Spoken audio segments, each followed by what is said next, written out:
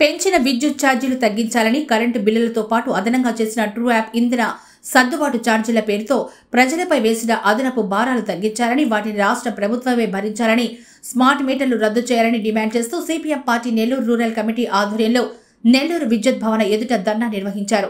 ఈ సందర్భంగా ధర్నాను ఉద్దేశించి సిపిఎం పార్టీ జిల్లా కార్యదర్శి మూలం రమేష్, జిల్లా కార్యదర్శి వర్గ సభ్యులు మాదాల వెంకటేశ్వర్లు, రూరల్ కార్యదర్శి కొండా ప్రసాద్ మాట్లాడారు. గత ప్రభుత్వం కరెంటు ఛార్జీల పేరుతో అదనంగా ప్రజలపైన ట్రూ యాప్ ఇంధన సర్దుబాటు పేరుతో పెద్ద ఎత్తున భారాలు మోపింది. తెలుగుదేశం ప్రభుత్వం అధికారంలోకి వస్తే వాటిని రద్దు చేస్తామని ప్రతిపక్షంలో ఉన్నప్పుడు చెప్పడం జరిగింది. నేడు అధికారంలోకి వచ్చిన తర్వాత కూడా కరెంటు బిల్లులపై అదనంగా వేసినటువంటి ట్రూ యాప్ ఛార్జీలు తగ్గించకపోగా ఇంకా అదనంగా పెంచడం జరుగుతోంది. రాష్ట్రంలో స్మార్ట్ మీటర్లు బిగిస్తే వాటిని పగలగొట్టండాను చెప్పినటువంటి అధికార పార్టీ నాయకులు నేడు స్మార్ట్ మీటర్ల పేరుతో ప్రజలపై స్మార్ట్గా భారాలు వేయడం దుర్మార్గమని విమర్శించారు. అనంతరం కరెంటు బిల్లులను దహనం చేసి విద్యుత్ ఎస్సీ గారికి వినతి పత్రం ఇవ్వడం జరిగింది.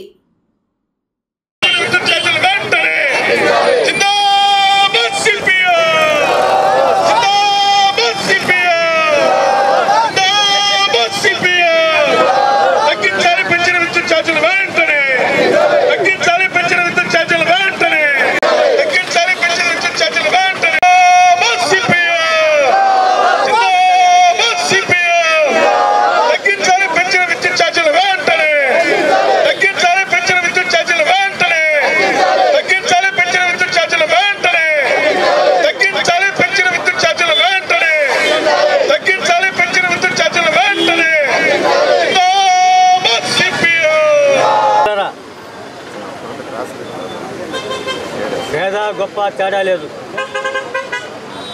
ఎవరికైనా కానీ పేదవారు కానీ గొప్పవారు కానీ మధ్యతరగతి వారు కానీ ప్రతి ఒక్కరికి కూడా కరెంట్ ఛార్జీల యొక్క భారం ఇబ్బడి ముబ్బడిగా పెరిగిపోయింది. కరెంటు బిల్లు చూస్తేనే షాక్ కొట్టే విధంగా ప్రతి ఒక్కరికి ఈరోజు తయారైంది. 500 రూపాయలు కరెంటు బిల్లు వచ్చే వాళ్ళకి 1500 వస్తుంది, 2000 వస్తుంది, 5000 కూడా వస్తుంది. రకరకాల పేర్లు ట్రూ అప్ ఛార్జీలని, విద్యుత్ సర్ఛార్జీలని, అలాగే అదనపు లోడ్ అని వివిధ రకాల పేర్లతోటి ఈ యొక్క కరెంట్ ఛార్జీల భారాల్ని నేటి ప్రభుత్వం ప్రజలపైన విపరీతంగా మోపింది. ఇదే అధికారంలో ఉన్న తెలుగుదేశం పార్టీ గతంలో ప్రతిపక్ష పార్టీగా ఉంది. ఆనాడు సెకీ ఒప్పందం పేరుతో వైఎస్ఆర్సీపీ ప్రభుత్వం ఇండైరెక్ట్గా అదానీ గ్రూప్ తోటి ఒప్పందం కుదుర్చుకుంది. మీకు అందరికీ కూడా తెలుసు, అదానీ కంపెనీ ఆంధ్రప్రదేశ్ రాష్ట్రంలో ముడుపులు చెల్లించింది అని అమెరికాలో కేసు నమోదైంది. అమెరికాలో కేసు నమోదైనా కానీ ఈ రాష్ట్ర ప్రభుత్వానికి చెమ్ముకున్నట్టు కూడా లేదు.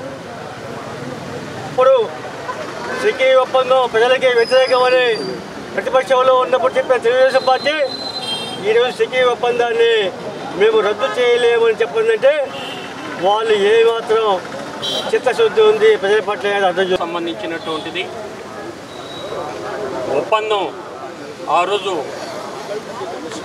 స్మార్ట్ మీటర్లు కానీ లేదా లైన్లు వేసేటప్పుడు వైర్లు కానీ అట్లాగనే ట్రాన్స్ఫార్మర్లు కానీ ఇవన్నీ కూడా నాసిరకంగా ఉన్న వాటిని ఆ రోజు ఆ ప్రభుత్వం ఒప్పందం చేసుకొని ప్రజల మీద భారాలు వేసేదానికి ఆ రోజు ప్రయత్నం చేసింది.